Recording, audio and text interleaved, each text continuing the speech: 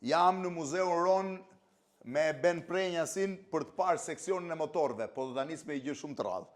Ky këtu është xhami i motorit Java. Javës është Beni? I Javës. Është xhami klasik i motorit. Ju duket si instalacion, nuk është instalacion, po xhami thyej shumë dhe ngjitej sepse në atë kohë gjeje xhama motorësh, ishte një sipërmarrje thuajse e pamundur apo jo. Dhe këtu ngjitej me çfarë ngjisnin? E ngjisim me plastik, pasi ishte vetëm një mënyrë për të bashkuar, edhe xhami vetë në një farë mënyrë ishte plastike, vetëm një mënyrë për të bashkuar të dy pjesët, pasi nuk ishte më xham tjetër për ta zvendësuar, dhe vetëm një mënyrë është për ta sa herë që thyej ta ngjisin në këtë formë. Dhe këtu është pjesa interesante, Artan Fuga ka thënë, vepër arti, dëshmi e një kohe, objekt i gjinisë mashkullore, bashkimi teknologjisë më moderne me artizanatin e lagjeve, akt revolte, mosbindje qytetare, akt akuz, tallje madhe, ulitarizëm ekstrem, durim titanësh. Në fakt janë interesante, këtu jemi të disa nga motorët, shkojmë të ata kryesorët. Këta janë motorë më të vjetër. Ky është Moto Guzzi. Ky është Moto Guzzi Falcone militar, prodhimi i viteve 70, një motor shumë dinjitoz, ka qenë prezent në rrugët e Shqipërisë, i përdorur dhe nga ushtria dhe nga policia shqiptare. Ushtria dhe policia shqiptare. Ku gjeti Moto Guzzit ushtria dhe policia shqiptare? Mendoj se këta motora kanë ardhur si pjesë e reparacioneve të luftës nga qeveria italiane, pasi ushtria shqiptare ka patur një sasi të konsiderueshme të tillë, që i kishte konservuar dhe nuk i përdori asnjëherë, i kishte në rast nevoje, ndërsa policia shqiptare i përdorte për nevojat e qarkullimit rrugor. Po ky që nga Guzzi është çfarë viti është? Një motor shumë i veçantë. Ky është motor Guzzi prodhim i vitit 1931. Jo, 31-shi. Po, është GT16, kështu e ka emërtimin. Këta kanë ardhur në fund viteve 30, bashkë me prezencën e italianëve në Shqipëri dhe kanë ngelur. Sa i bukur që ka gjithë i kuq, shumë i bukur. Çuditërisht, këta motor edhe mbas çlirimit këta janë lejuar të përdoren në rrugët e Shqipërisë privatisht. Po mbaj mend ka qenë Sala, më duket një që përdorte shumë i famshëm, përdorte një Moto Guzzi të vjetër të kromuar. Ai duhet ishte i viteve 30, besoj motori. Atyre viteve janë. Ja atyre viteve ishte dhe ai ishte i famshëm kur dilte në Tiranë me Moto Guzzin e kuq, binte në sy. Këtu jemi te seria, ky që nga shumë i bukur. Motor me rimorkjo. Ky është një motor MZ trofe. Gjermano Lindor. Gjermano Lindor, prodhimi viteve. Këta filluan të prodhoheshin në vitet 56 Gjermano Lindore, për shkak të lidhjeve ekonomike dhe politike që ne ishim prezent në Shqipëri. Janë modelet e para, pasaj mbas këtij motori ka filluar prodhimi MZ-s në seri. Këta kanë qenë prezent në Shqipëri deri në vitet 80 dhe përdoreshin kryesisht nga agronomët. Për agronom. Po kjo pjesa e rimorkjos? Pjesa e rimorkjos shërbente për të... është e heqshme, a? Po, është portabël, e lëvizshme, dhe përdoret më shumë kur dilje për piknik. Ose për të mbajtur.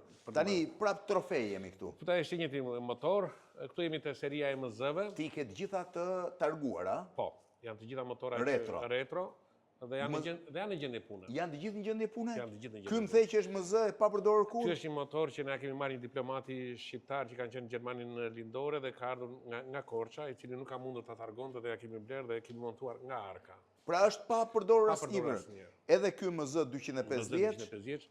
Këta motora filluan të shiteshin në Shqipëri në fillim të viteve 80, 81, 82 në hotelet e turizmit. Po në dyqanin e dollarit. Po dyqanin e dollarit që quhen atë kohë. Dhe kjo MZ 125, 150 janë motora. Edhe kjo MZ, jo kjo është Gjilera e famshme. E famshme. Po kjo? Këtu jemi te CZ-a. CZ-a prap italiane, CZ-a prap. Dhe jemi te janë motora çek të dy këta. CZ-a sa është italian, çek, më fal. Dhe Zundapi. Këtë se di, se kësha të gjuar në jetë. Zundapi është, po qikosh nga motorat me kosh që ka pasur Wehrmachti, që ne diskutuam për para, Zundap kësë 600 ishte shumë i famshëm, është një motor që ka Tu jemi ke Java. Kjo është Java 250, që ne e kemi përdorur dhe e kemi përshtatur për ta bërë si tavolin një mendim. Ndërkohë sipër janë dy kosha prap të Javës. Kjo është koshi i IFës, nërsa sipër kemi koshin e Javës. E Javës. Kjo është pasaj një shtëpi tipike e Shqipërisë të viteve... Këtu kemi një radio të viteve 45-20... është radio. Ajo është radio. Që përdoret, po, shumë interesante që janë ka. E gjitha. Këtu paske mashën, kjo është e gjithë shtëpia e viteve 80, kryesisht viteve 80. Një shtëpi e pa kohë, në fakt, se këto 20 vjetë kështu ishin njësoj. E viteve 80, por që mund të quaj një shtëpi me një nivel të mirë ekonomik. Po, patjetër, shtëpi e mirë, vetëm mos harroni një gjë, që mund të ishin gjithë shtëpitë e pallatit njësoj. Njësoj. Mund të ishin njësoj, ti mund të hyje te shtëpia, ndryshonin vetëm çfarë kishe në komodin. Ky është obodin i famshëm Jugoslav, është frigoriferi, pastaj kthehemi prapë. Ç'është ky motor? Ky është një motor Xingfu, prodhim kinez. Xingfu Me patent të Javës. Republika e Kinës mori një patent. Që nga shumë i bukur edhe Shumë i lëkura. bukur, është prodhimi viteve 65. Kjo është prapë Java. Tani këtu hym serinë e Hymë Javave. të serinë e Javave, kemi gjithë serinë e Javave. Java ishte kaq i famshëm vetëm në Shqipëri apo kudo? Java ishte në gjithë linjë shumë i famshëm dhe ka marrë pjesë në disa kompeticione dhe ka fituar dhe çmime. Dhe në kompeticione ndërkombëtare. Kompeticione. Këtu jemi prapë tek Java. Po, Java 350 vjeç, Java 250 vjeç. Këtu jemi te Java Perak, një motor shumë i rrallë, prodhimi vitit 1948. Ose interesante. I cili ka fituar në një kompeticion në një showroom në Paris, ka fituar çmimin e parë. Këtu jemi te Java Velorex. Java me kosh gjithmonë. Dhe kjo Java, po kjo është e reja apo e tjetër? Në Shqipëri njihet si Super Java.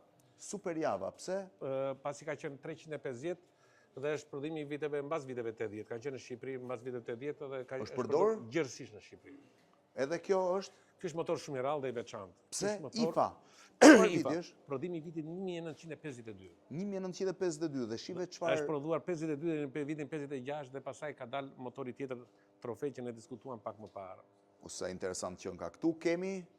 Këtu jemi në një motor kinez, CI 750. Që nga bërë si Gjermanët, duket si Gjermanët. Është imitimi, në fakt rusët imituan motorët BMW R71 dhe Zundapin dhe nxorën motorin M72. Të njëjtë patent ja shitën kinezit dhe pothuajse është një njëjtë. Tu jemi në? Këtu është një BMW e viteve 68. BMW e viteve 68. Po, është përdorur në Shqipëri? Është përdorur në Shqipëri. Kanë qenë shumë të rrallë. Dhe hyn te seria famshme e Vespave. Jemi Vespa me kosh 200, pa jemi te Vespa prap 200, Vespa 100, Vespa 125. Dhe këtu jemi te Lambretta, një motor shumë i veçantë, i përdorur në Itali, është e viteve 1970. 1970. Seria Vespa, po ky ç'është motor kaq i bukur? Ky është Minarelli. Ky është Minarelli.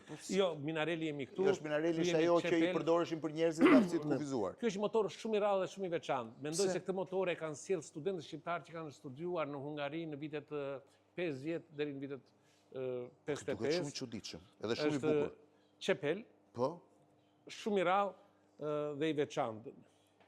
I veçantë pse? Në motor apo si? I veçantë sepse është unik dhe në Shqipëri nuk ka qenë prezent asnjëherë, ka ardhur në mënyrë individuale, jo masive siç kanë ardhur Java. Po nuk ka qenë importuar nga shteti, po ka qenë i sjell nga një individ. Në mënyrë individuale. Po është i njohur se kështu që nga shumë i bukur. Çepeli është i njohur në Hungari dhe në Po dhe ky që nga shumë dizajn po të shohësh. Në Shqipëri nuk ka qenë i njohur. Është shumë dizajn. Nga që është shumë i veçantë dhe i rrallë. Sa motora ke në koleksion? Afro 50 motora. 50 motora. Gjithë gjendje pune? Të gjithë gjendje pune. Edhe veshjen e policisë rrugore pastaj. Po, policia rrugore siç ka qenë. Që ka qenë me motor.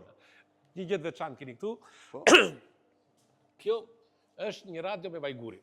Radio me vajguri? Prodhimi 1948-s. Radio me vajguri? Dhe flaka bënte ionizimin e fletëve dhe këtu nëpërmjet një aparature kthente pasaj nga ionizimi kthente nxehtësinë në vaj. Çfarë historie. Prodhim rus. Sa interesante. Ben, faleminderit.